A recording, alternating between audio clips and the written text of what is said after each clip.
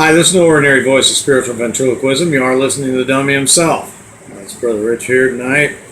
You know, one of the worst things the world ever did was teach me how to read.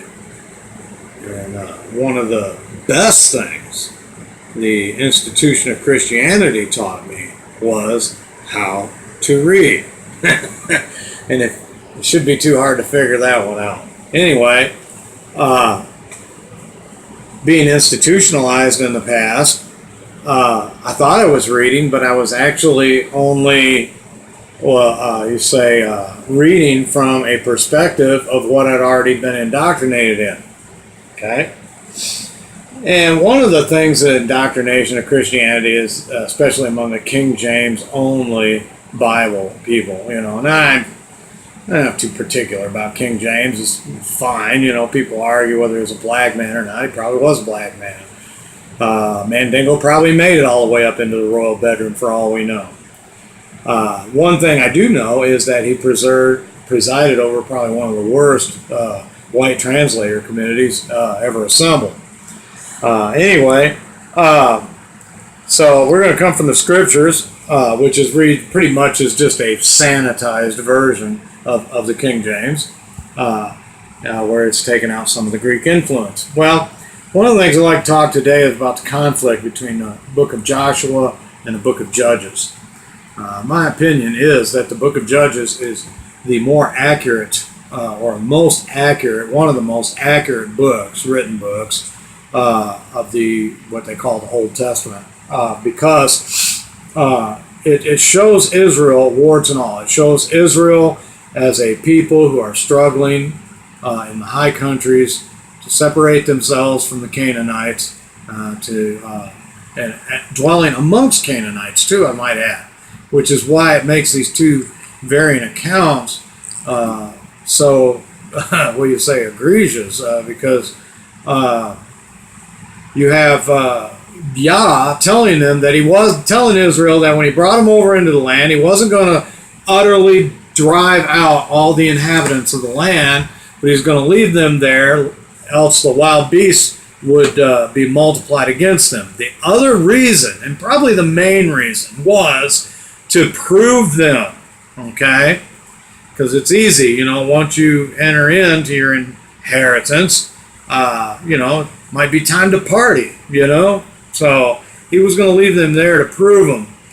So no greater discrepancy in the Bible. That's why when people say there are only 3 errors in the Old Testament, I look at them, are you serious? You can actually say that, because I can think of a dozen right off the top of my head. But the Bible does have a core of information to share that says that Israel did in fact go through many and much of these things.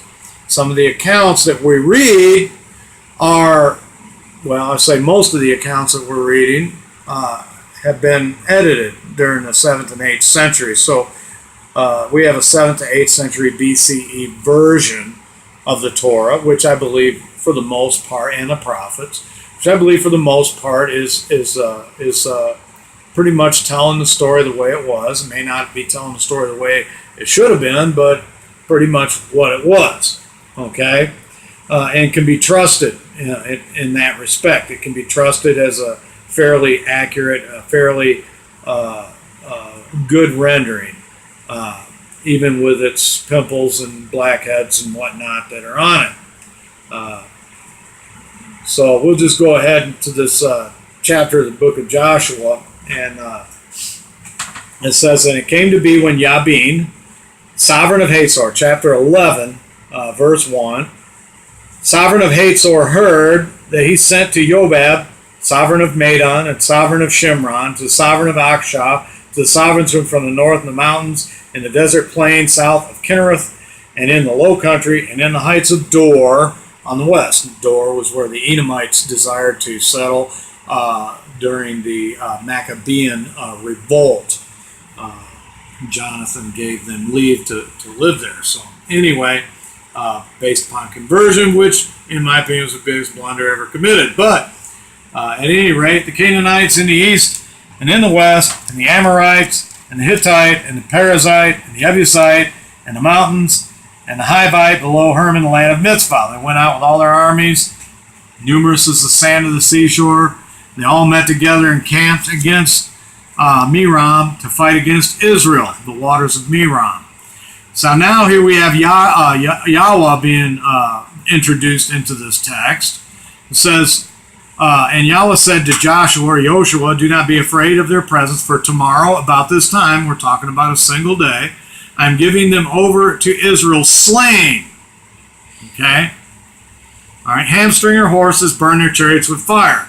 And Joshua and all the soldiers with him came against them suddenly by the waters of Merom, and they fell on them. And Yahweh gave them into the hand of Israel, and they struck them and pursued them to the great Sidon and to Mizpah, and they struck them, and go on in verse 8, and they struck them until no survivor was left to them. Now notice in verse 6, now Yahweh is speaking, okay, supposedly, and Joshua, he's going to give Yabin, all of these kings, over into their hand, over to Israel, slain, and they were to hamstring the horses and burn their chariots with fire. Okay? And then in verse 8 it says, and they, meaning Joshua and the Israelite army, struck them until no survivor was left to them. And Joshua did to them as Yahweh said to him. He hamstrung their horses and burned their chariots with fire. Okay? Now, and Joshua turned back at that time, verse 10, and captured Hazor. This is the city of Yabin, king of Hazor, or Hazor, and struck its sovereign, that means Yabin, with the sword, for Hazor was formerly the head of all those regions. Okay? Verse 11, continue on. And they struck all the beings who were in it with the edge of the sword, putting them under the ban. He did not leave anyone in Hazor breathing. Then he burned Hazor with fire. And then all of a sudden, you know, it talks about them capturing the other cities and stuff like that. All right? Okay? All right. All right. Now, and it says, and there was not a city that made peace with the children of Israel, verse 19, except the Hivites, the inhabitants of Gibeon, and all the others they took in battle. Okay? So the other cities are not what's at question. What's at question here is Yabin, sovereign of Hazor, king of Hazor. Okay? All right. So, and it says down to verse 23, and Joshua took the entire land according to all that Yahweh had said to Moshe, and Yehoshua gave it as an inheritance to Israel according to their divisions by their tribes, and the land rested from fighting. And the land rested from fighting. Okay? All right. Now, this all good, and I'm probably not even covering that as thorough as I should. But right now, I'm going to turn to the book of Judges and show you the account in Judges chapter 3. All right? Okay? All right. Judges 3, let's see. Let's see here. I'm sorry, excuse me. Judges chapter 4, verse 1. And when Ehud was dead, this was long after Joshua. Joshua was dead and gone. Hazor is burned with fire.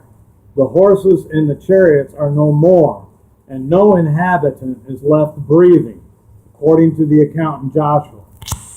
Now, it says here in the book of Judges, it says, and when Ehud was dead, the children of Israel again did evil in the eyes of Yahweh. So this is long after Joshua is even gone. Now look at this in verse 2. Therefore Yahweh sold them into the hand of Yabin, the sovereign of Canaan, or the Canaanites, that's who reigned in Hazor. And the commander of his army was Sisera, who was dwelling in Harosheth Hagoyim. Okay? Now, Now, all of a sudden, this Hazor, long after Joshua killed him, burned his city with fire, left no inhabitant alive. Now, all of a sudden, they're being sold by Yahweh into the hand of this Yabin, sovereign of Hazor, who's been killed, city's been burned with fire, and whose inhabitants are no more. And the general was Sisera. Okay, now, it says on down the line, it talks about Deborah the prophetess. It talks about Yael, the wife of Heber the Canaanite, whom Sisera turned into for succor from the heat of the battle. And he said to her, stand at the door of the tent, and shall be if anyone comes and asks you, is there any man here? You shall say no. Okay? So, anyway, she takes the tent peg, drives it into the side of his head, kills Sisera. Okay, we're not talking about Yabin. Now, verse 22. Okay, I'm sorry, excuse me. Verse 23. And on that day, Elohim humbled Yabin, sovereign of Canaan, in the presence of the children of Israel.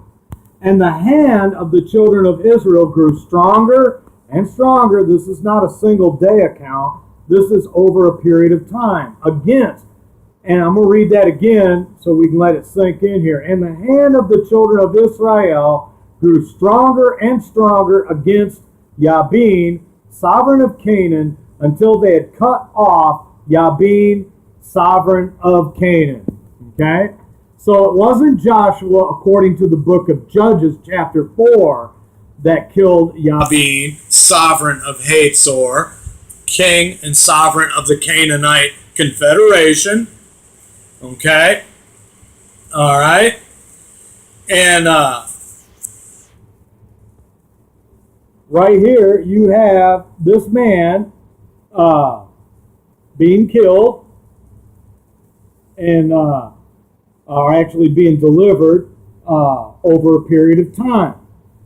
So the question is this: if Joshua killed Yabin, and there's no account of him being resurrected from the dead over the numerous years that took place between Joshua chapter 11 and Judges chapter 4, and Judges chapter 4 says that he's still ruling in this city called Hazor, and that the Israelites' hand only grew stronger and stronger against him over a process of time until he was cut off or killed.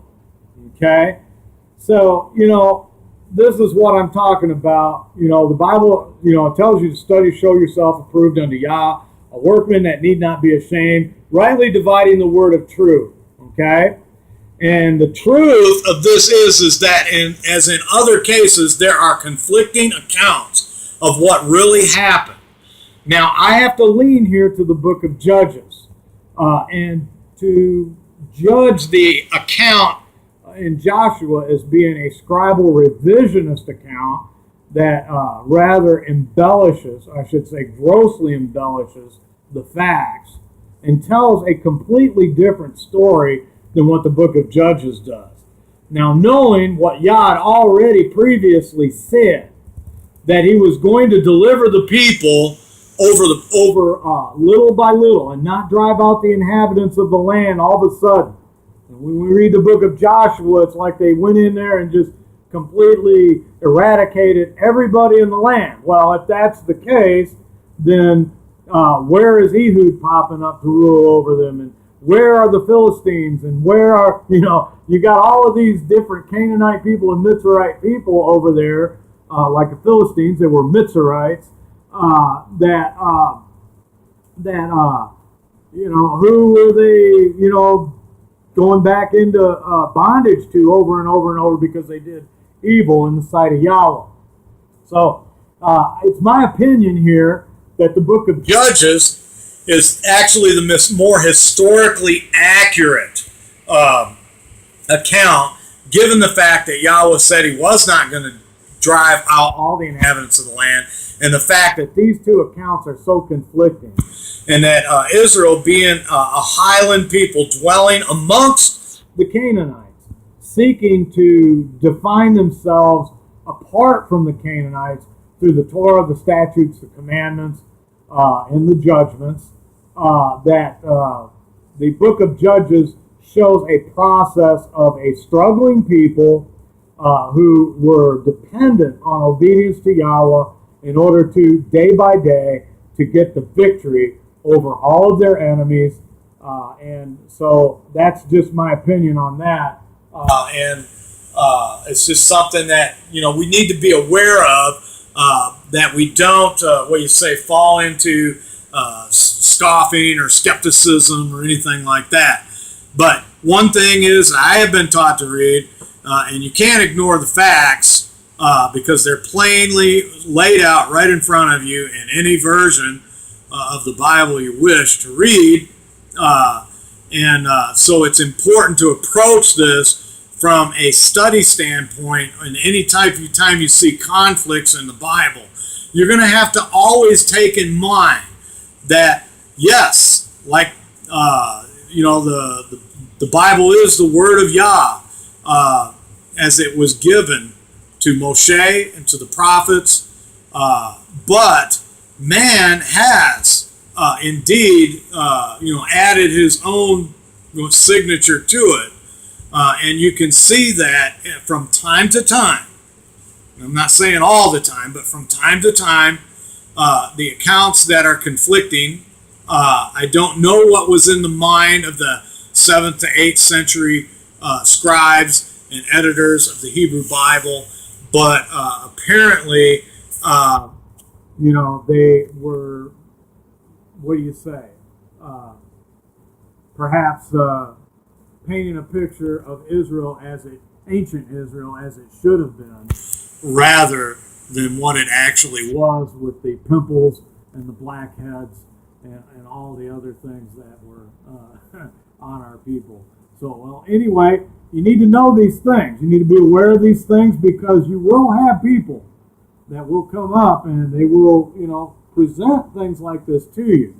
And that, the Bible says that the householder, he doesn't suffer his house to be broken up, but he prepares for the season in which the thief will come, and then he's able to meet the thief with the knowledge of the word of Yah, and rightly dividing the word of truth, and having an answer for the reason why faith is still lies within you.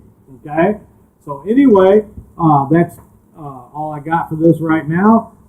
If anybody has any questions, you can leave them at the bottom of the page. Okay? All right. Shalom. Have a good evening.